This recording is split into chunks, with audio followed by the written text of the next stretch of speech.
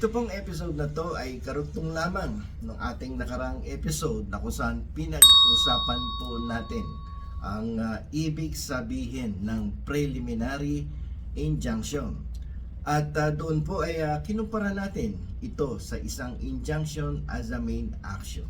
Sinabi po natin na ang preliminary injunction once issued by the judge during the pendency of the case.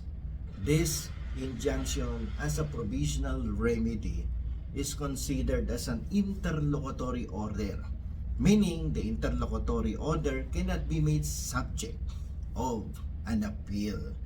So, hindi siya pwedeng iapila because the court has still something else to be done. At hindi niya pa nadidesisyonan based on the merits of the case ang main action. Okay? So, paano ngayon kung ang huwes, ang judge ay naglabas ng desisyon with finality based on the merits of the case? What will now happen to the application for the issuance of the preliminary injunction?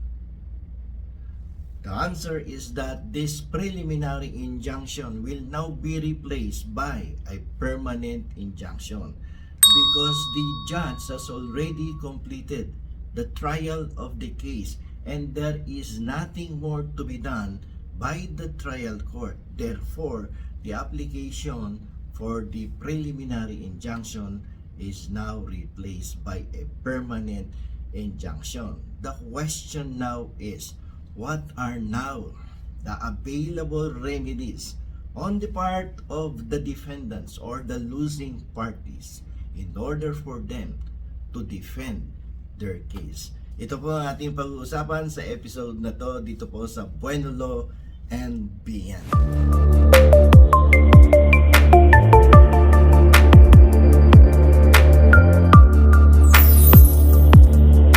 So ito na, paano pag ang husgado, ang regional trial courts doon sa ating example nitong nakaraan ay nagdesisyon na at naglabas ng final ruling. Ano na ang mga available remedies on the part of the defendants? So marami yan, no? Hindi lang isa, hindi lang dalawa, hindi lang tatlo ang available remedies on the part of defendants upang ipagpatuloy ang kanilang laban na sila ay may karapatan sa trademark, sa copyright, o kaya hindi naman nagkaroon ng unfair competition. So ano-ano yung mga available remedies niyan? So didiscuss natin yan isa-isa. Ang unang-unang available remedy on the part of the defendants is to file a motion for reconsideration with the court who decided the case. No, ano ba yung motion for reconsideration? Ang motion for reconsideration is actually an opportunity on the part of the trial court to correct itself. Sasabihin kasi dito ng dependent judge, mukhang sa pagkakabasa namin ng desisyon, mukhang nagkaroon ng misappreciation of the facts. At ang mukhang yung mga batas at mga rulings na iyong isinite ay mukhang hindi tama ang interpretasyon mo. So baka naman sa bisa nitong aming motion for reconsideration, nakalagay na dito ang aming mga komentaryo tungkol doon sa decision mo at yung tamang batas, no? At facts of the case, ang dapat na sinunod mo nandito sa aming motion for reconsideration. Now we are giving you an opportunity. Correct yourself, judge. May pagkakataon ka pa. So parang ganon yung motion for reconsideration. It is an opportunity on the part of the judge, the trial court, to correct itself, no, for the mistakes that it has committed. Eh siyempre, paano kung hindi pumayag si judge? No, sinabi niya, anong mali? Hindi ako mali, no? Tama-tama yung aking decision dyan. So the judge will deny the motion for reconsideration. So what will happen now on the part of the defendants? The defendants may file a notice of appeal, no? So yung notice of appeal na yan, mag-a-appeal siya by notice of appeal. Actually, 2 pirasong papel yan na pinipildapan lang ng lawyer at yan ay i-elevate sa Court of Appeals, no? Together with the records, no? Isasampayan sa Court of Appeals upang dinggin muli, no? At tingnan kung merong question of facts and question of law, pwedeng ganon, kombinasyon. So, pwede din, isa pang remedy available on the part of the defendants is to file an appeal by certiorari or petition for review on certiorari. This kind of certiorari is actually a mode of appeal. This is very different to the certiorari I slightly discussed during the previous episode. Yung certiorari doon sa kabilang episode, yung nakaraan na episode, ay certiorari base sa Rule 65 ng Rules of Court. That is an original action, no? At it is an extraordinary remedy. Na ang question doon is this ay actually a question of jurisdiction, no? Kina-question mo yung jurisdiction ng korte sapagkat nag-decide siya in excess or lack of jurisdiction. Excuse me, no? Kina-question mo yung kanyang abuse of discretion. So, amounting to lack of jurisdiction, yun yung tipo ng certiorari under Rule 65 doon sa aking last episode. Yan dito, sa appeal on certiorari or petition for review on certiorari, this is actually under Rule 45, no?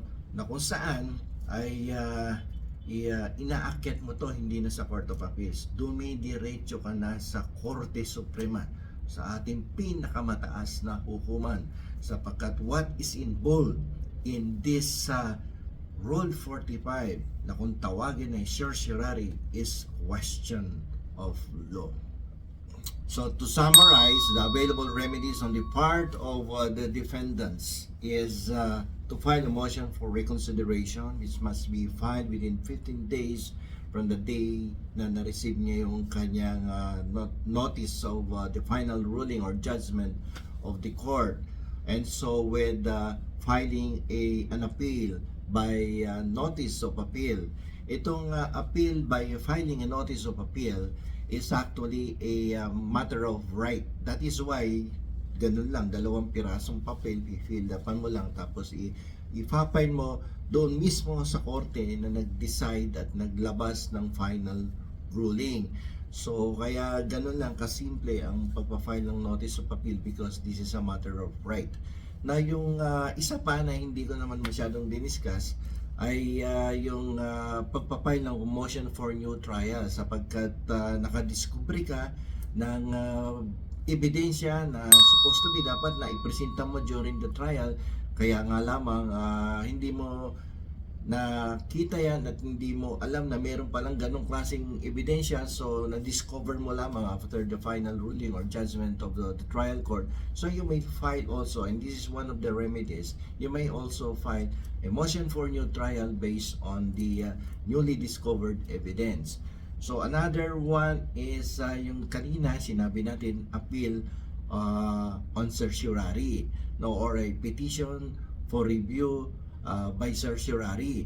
So this is actually a mode of appeal na hindi kapareho ng mga nauna nating diniscuss na dumadaan pa to sa Court of Appeals. Itong appeal on certiorari or petition for review by certiorari under Rule 45, no, ay dumidiretso na agad-agad doon sa Korte Suprema, sa ating Supreme Court, no, sapagkat ito ay it involves a question of law, no, at ito din ay kakaiba doon sa certiorari na ating diniscuss slightly nga doon sa nakaraang episode, na kung saan ito naman ay base sa Rule 65 na certiorari, no, kung saan it is an original action, no, at it is an extraordinary remedy na kung saan ang iyon namang basehan kung ba't mo ginagamit yung certiorari na yun or certiorari ay sapagkat ikaw ay naniniwala na ang korte na naglitis ng iyong kaso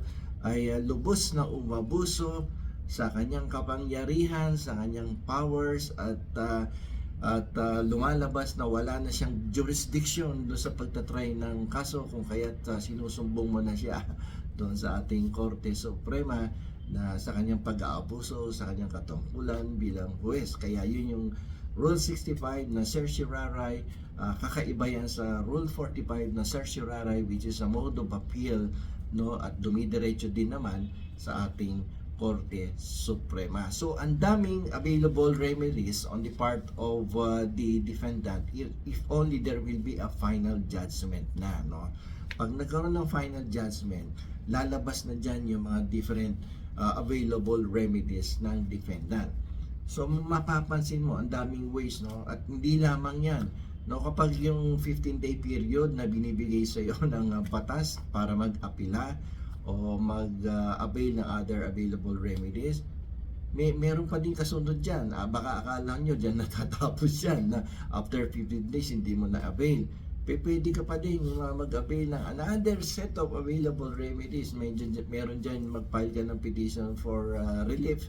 Meron dyan annulment of judgment din.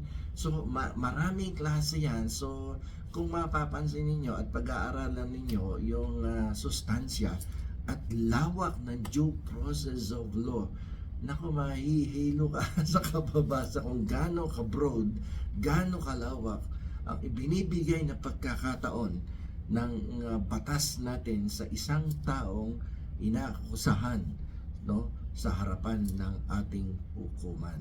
So, dyan po natatapos ang ating discussion ngayon regarding the injunction na napunta na sa available remedies, no, sa certiorari.